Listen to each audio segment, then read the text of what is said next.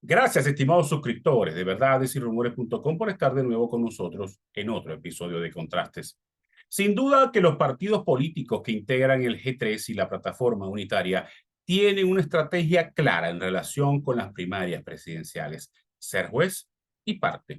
No solo buscan que sus aspirantes presidenciales se postulen, sino también controlar un proceso que es de los ciudadanos y no de los partidos políticos.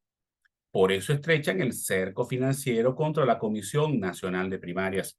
Y por eso están seleccionando a su imagen y semejanza a los integrantes de las comisiones regionales. Ante esta vulgar jugada de los partidos que secuestraron la lucha por Venezuela, los miembros de la Comisión Nacional de Primarias deben rechazar cualquier intento de controlar el proceso.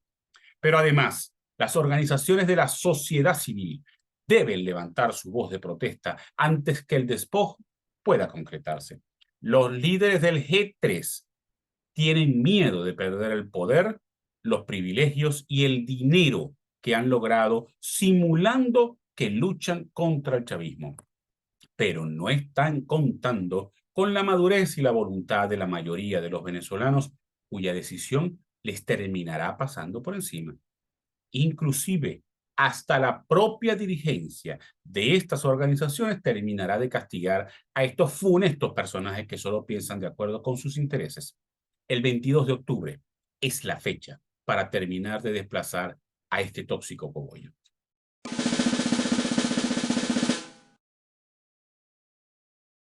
Hoy converso con el precandidato presidencial de la Concertación Ciudadana y del Partido Centro Democrático, César Pérez Vivas. Ya regresamos.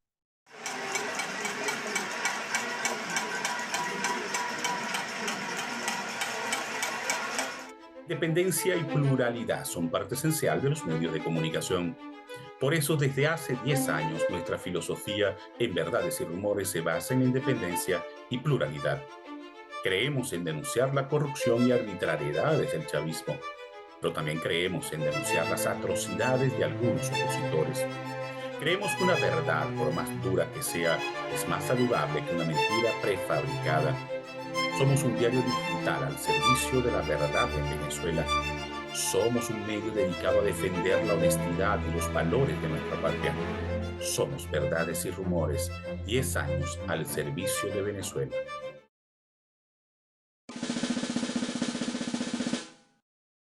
Estimados suscriptores de verdadesyrumores.com, si usted tiene dificultades para ingresar a nuestro portal como consecuencia del bloqueo del chavismo, solo siga las siguientes instrucciones.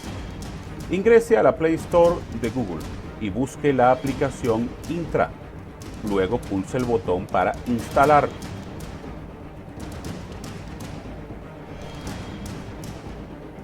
Una vez instalada, pulse el botón Abrir y siga las explicaciones que le da la misma aplicación. Una vez Intra esté activa, usted podrá ingresar sin problemas a Verdades y Rumores.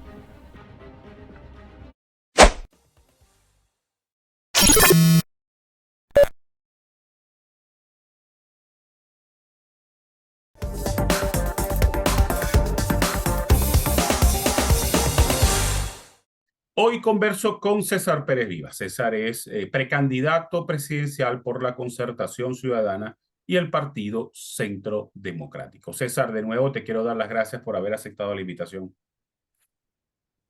Gracias a ti, Darwin. Es un grato placer conversar contigo y a través de tu programa con los seguidores que día a día buscan información sobre el devenir político y social de Venezuela. César, comencemos con la organización de las primarias. ¿Cuál es tu apreciación o tu evaluación, perdón, sobre lo que hasta ahora ha sido la actuación de la Comisión Nacional de Primarias? Bueno, estamos apreciando una comisión electoral dispuesta a ejercer su autoridad y su comportamiento de manera autónoma, libre de toda presión partidista, y así lo dejó claramente establecido el presidente de la instancia, el doctor José María Casal, el pasado miércoles 15 de febrero, cuando anunció al país desde el Teatro de Latillo el cronograma y las etapas de este proceso. Debemos destacar como un hecho positivo que haya un acuerdo en sectores muy amplios de la sociedad democrática de ir por la vía de la consulta ciudadana para escoger un candidato unitario. Yo me siento complacido porque tengo más de 2 años haciendo este planteamiento en los medios de comunicación, en mis artículos de prensa, rechazando la metodología de las decisiones cupulares que, por ejemplo, afectaron muchísimo las elecciones de gobernadores y alcaldes del 21 de noviembre del 2021, y el hecho de que todos hayan asumido que va a ser a través de un proceso democrático de primarias que se va a escoger a un candidato unitario, resulta un hecho que es bueno ponerlo de relieve. En segundo lugar, tener una comisión independiente con personalidades del mundo académico, del mundo gremial, sindical, de la sociedad civil, de organizaciones no gubernamentales, también resulta un hecho positivo. Y ya tenemos una fecha cierta. Por supuesto que todavía hay tareas por desarrollar y yo confío en que habrá suficiente criterio y juicio para tomar las decisiones que garanticen la mejor primaria posible. Perfecta no va a ser nunca, pero sí la mejor primaria posible con seguridad del proceso en primer lugar.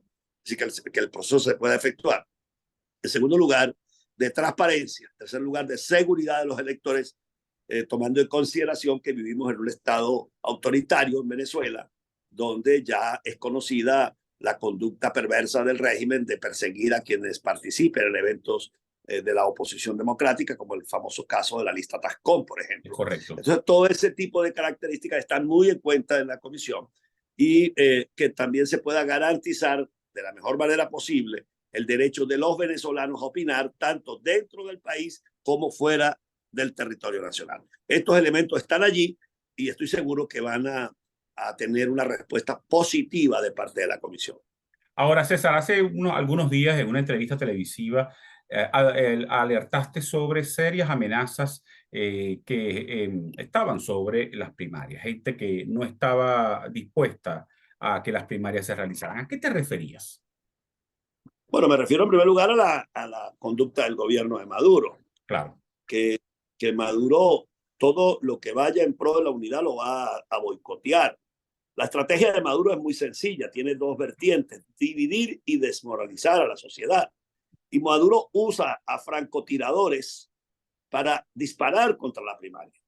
Actores políticos que simulan ser opositores, pero que no están ganados a contribuir a la unidad y encuentran cualquier pretexto para no participar o para cuestionar la consulta ciudadana, pretendiendo perfeccionismos que ellos mismos no están en capacidad de exhibir en su propia conducta política, ni mucho menos en las organizaciones o grupos donde participan. En consecuencia, el primer gran enemigo es el gobierno.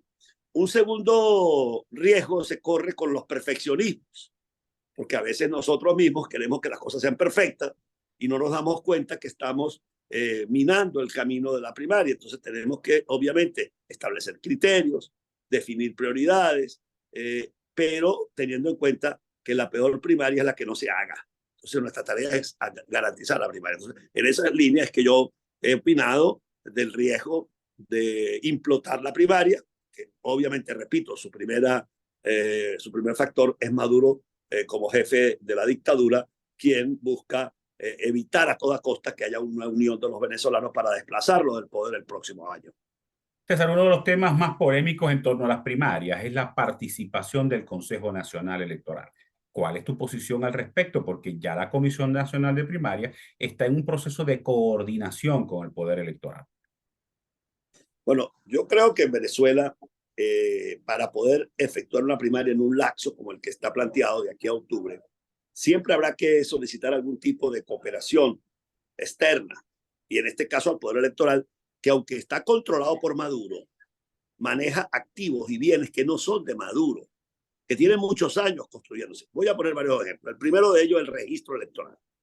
El registro electoral lo tiene el Consejo Electoral. No podemos usar como registro electoral los CD que venden aquí en la Avenida Fuerzas Armadas de Caracas, ¿verdad? Compro el REP, compro el registro venezolano cedulados, compro la lista de teléfonos de Movistar, todo eso lo venden.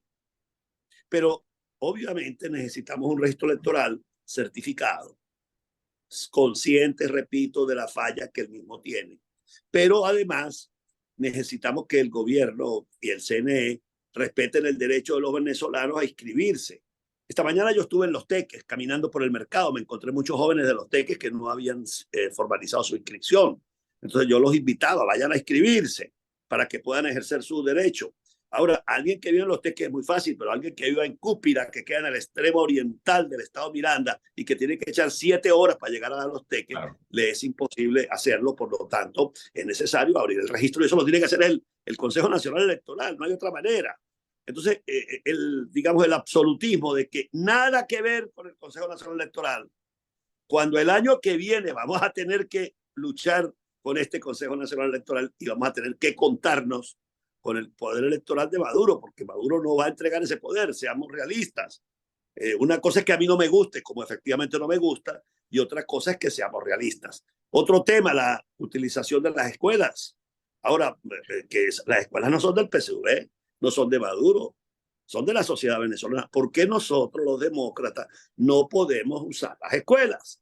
Y así podemos hablar de otras tareas de cooperación. De modo que el tema va a estar en la posibilidad de que la elección se haga de manera segura. Se ha planteado que no se usen las máquinas de votación, se ha planteado que se vote manualmente. Bueno, todo eso es posible.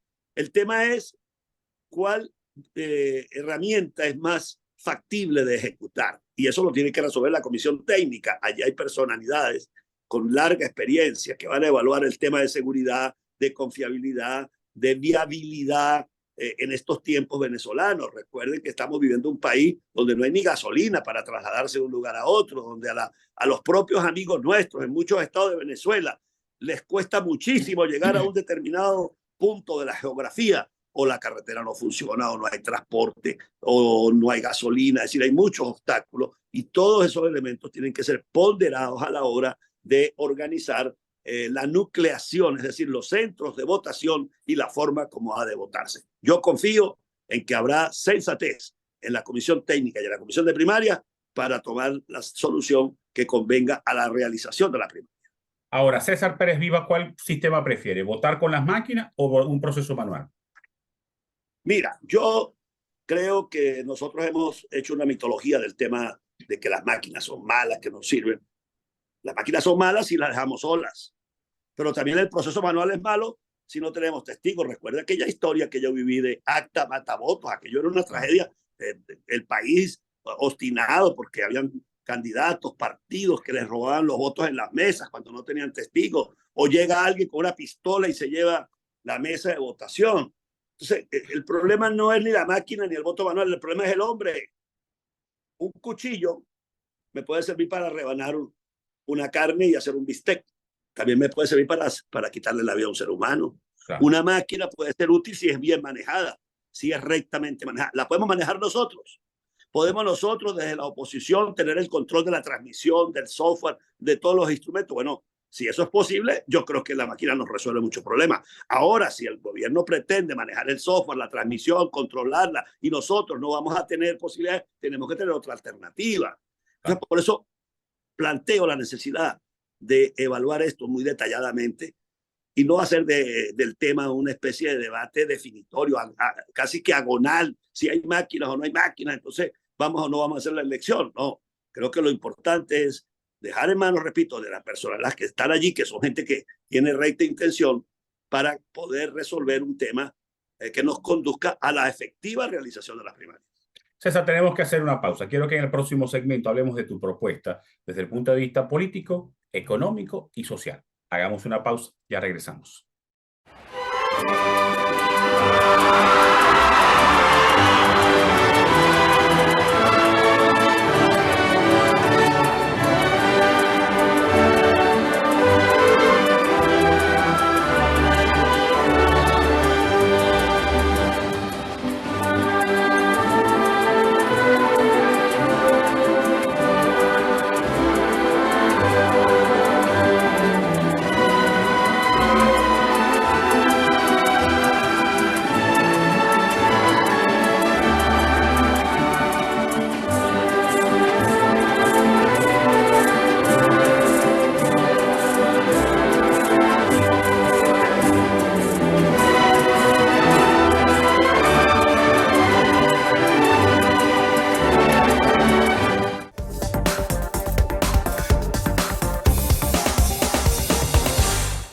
César, en torno a tu candidatura hay una verdad inocultable. Tú eres el único que está recorriendo el país. Creo que tengo entendido que estás en la segunda vuelta a Venezuela y tienes una propuesta que le has hecho al país. Yo quiero que conversemos sobre esa propuesta.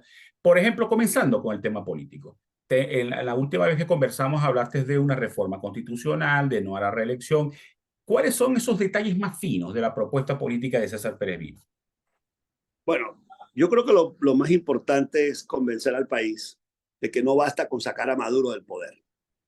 Hay que sacarlo, por supuesto, es un elemento esencial, Claro. pero una vez que Maduro esté fuera con toda su camarilla, hay que cambiar totalmente el modelo, porque lo que nos ha traído a esta tragedia, a este quiebre de la economía, ha sido el robo descarado de los dineros públicos, la falta de control sobre la administración del Estado y sobre todo la concepción autoritaria del poder que pretende controlar toda la economía y toda la sociedad.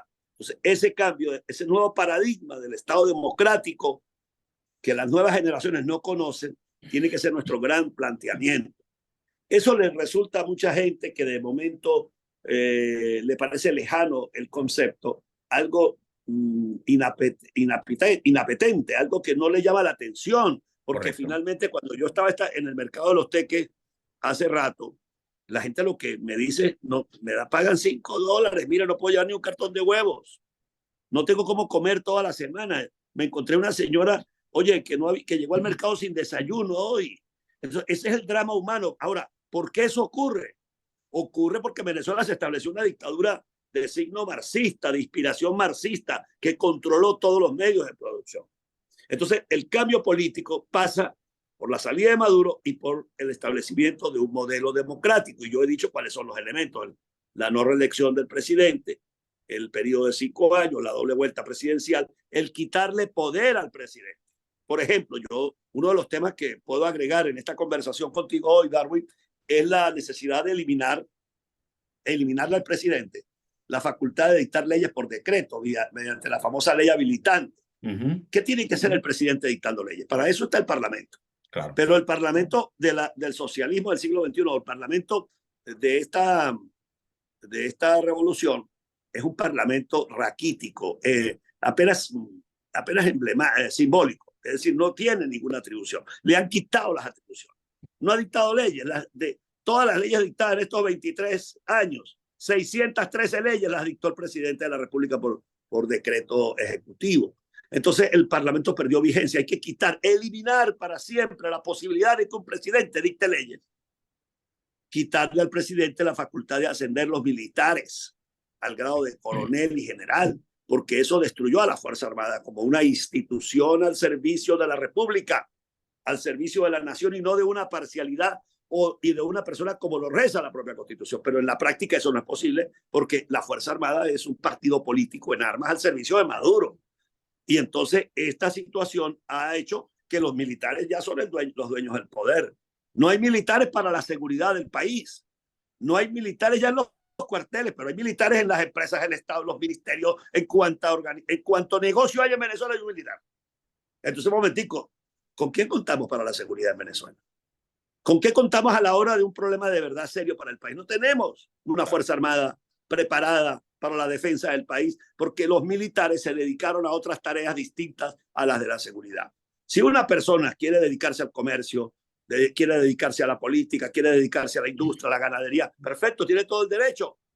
Pero si es un militar, entonces deja el uniforme, vete a la finca, vete al negocio y busquemos una persona que se ocupe del tema de seguridad. Y eso pasó porque se violó el principio cardinal del sometimiento del poder militar al poder civil que lo consagró Simón Bolívar en la Constitución del Congreso de Angostura de 1819. Bolívar estableció el control político del Congreso sobre los ascensos militares. Eso hay que devolvérselo al Parlamento. Y ahora, otro cambio fundamental para que se logre la democracia es eliminar esta Asamblea Nacional y establecer el Congreso bicameral. Claro. Ahora, en lo económico y social, ¿cuál es tu propuesta? Cuando modificamos el cuadro político, entonces tenemos que ir inmediatamente al cuadro económico y en paralelo, no es que eso tiene que ir andando juntos. Y la propuesta mía es salir de la economía controlada por el Estado donde el Estado es dueño de los medios de producción, es dueño de las industrias que transforman nuestras materias primas, y yo propongo que eso pase totalmente al sector privado. Es decir, voy a ser un presidente que va a liderar un proceso de privatización de todas esas empresas que fueron confiscadas, estatizadas, y vamos a abrir la economía al sector privado para que a Venezuela lleguen miles de inversiones de empresas pequeñas, medianas y grandes, con las cuales generar nuevos puestos de trabajo bien remunerados y por lo tanto incrementar el Producto Interno Bruto que nos permita ingresos fiscales, ingresos a la economía, con los cuales dinamizar de nuevo la vida económica del país y salir de estos salarios miserables de $5 que hoy gana un venezolano, con lo cual no puede ni siquiera comer un almuerzo. Entonces, eso obviamente es una transformación profunda. Yo voy a ser un presidente que va a vincular a Venezuela con el hemisferio occidental de la cual se salió. Vamos a tener buenas relaciones con todos los países del mundo, respetuosas relaciones con todos los países del mundo, pero vamos a ser un país que defenderá la democracia y un país que va a vincularse con Occidente. Nuestra prioridad en las relaciones internacionales será una buena y amistosa cooperación con los Estados Unidos de América, con Europa, con América Latina, porque esos son nuestros socios más inmediatos. A ellos les vamos a invitar a que vengan a trabajar con nosotros en la reconstrucción de Venezuela, y vamos a hacer una serie de cambios en materia de política fiscal, de política tributaria, de política monetaria, para garantizar una sana administración, para que la plata rinda y para que no se la roben como se la están robando en este momento. Ahora, César, hace algunos días tú lanzaste una propuesta que me pareció bastante diferente, que fue aplicar un plan de seguridad al estilo de Nayib Bukele en El Salvador, que ha sido un modelo bastante criticado. ¿A qué te referías en ese momento con esa propuesta? Me refiero fundamentalmente a la conducta del Estado frente al crimen. Hay dos maneras de manejar el crimen. Una, asociándose con él como hace la camarilla de Maduro. Maduro está asociado con el ELN, que extorsiona, que roba, que mata en territorio nacional. Maduro creó los cuadrantes de paz, las zonas de paz, que eran zonas que le entregaban a delincuentes. El caso del Coqui, aquí en la Cota 905, de Wilexi, acá en Petare, en Caracas, el Tren de Aragua, las bandas que existen en las minas del arco minero. Todo eso son gente que está vinculada con militares y con políticos del gobierno. Es decir, el sistema está vinculado con las bandas criminales. Y otra forma es enfrentar por la calle del medio a las bandas criminales, como lo ha hecho Bukele. Hay quien me critica, no es que Bukele se ha excedido. Bueno, vamos a evaluar eso, vamos a hacer un esfuerzo para que la política de seguridad que nosotros vamos a lanzar se desarrolle en el marco de los derechos humanos. Pero yo prefiero el estilo Bukele de no convivir con el delito, que el estilo Maduro, claro, es convivir con él. Entonces, ahí es donde yo me refiero. Voy a asumir la línea de no convivencia con el delito como el que Bukele ha puesto en práctica en El Salvador. César, una última pregunta antes de despedirnos. Algunos creen que el único dilema que tiene la oposición venezolana es ganar las elecciones del 2024. Hay otros que consideran que no solamente se trata de ganar, sino de cobrar. ¿Cuál es tu visión sobre eso? De triunfar, pero además cobrar, tomar el poder. Cobrar, y saber gobernar. Saber manejar el ecosistema que se va a encontrar. Para que no regrese algo similar al chavismo, ojo. No, es que, aquí puede ocurrir que usted gane las elecciones, monte un presidente y a los 6 meses esté preso el presidente. Porque está montado sobre una olla de presión y sobre una estructura de poder que ha sido construida a lo largo de 25 años. Y entonces ahí es donde yo digo que mi candidatura es útil en este momento. En esto ya estaba aquí en una emisora de Caracas y la periodista que me entrevistaba, refiriéndose a otra candidatura, me decía que si mi candidatura era la mejor o era una candidatura única. Y yo le dije, no, único es Dios. Yo no me considero ni único ni el mejor. Me considero una persona experimentada y oportuna en este momento para el país. Porque hay mucha gente valiosa, muy buena, pero no está en condiciones de estar aquí dando la lucha que yo estoy dando. Hay gente que está inclusive mejor hasta equipada que uno, intelectualmente, políticamente, pero no están ni siquiera a veces en el país o no están disponibles para una lucha política como la que se está librando en este momento. Entonces, yo soy un candidato que es útil en este momento porque tengo el conocimiento del país, la experiencia de la función pública, la experiencia en el manejo político de la diversidad de una sociedad que tiene una destrucción de sus estructuras sociopolíticas en los actuales momentos. De modo que usted tiene que saber estar preparado para ganar y para exigirle la salida a Maduro. Conmigo Maduro tendrá que entregar porque voy a defender el voto ciudadano de manera firme y definitiva. Y voy a asumir el gobierno con un criterio de unidad, con un criterio de amplitud, con un criterio de humildad, pero con firmeza para hacer valer la manifestación de voluntad de cambio que el pueblo va a expresar en las urnas. Y seré un presidente que va a rescatar la constitucionalidad y va a desarrollar toda su labor en el marco de la Constitución para garantizar que volvamos a la democracia. César, se nos acabó el tiempo, lamentablemente. Te quiero dar de nuevo las gracias por haber aceptado participar en Contraste. Gracias a ti, Darwin. Feliz jornada para todos. Y a ustedes muchas gracias por haber estado en la sintonía. Nos vemos el próximo lunes con otra interesante entrevista.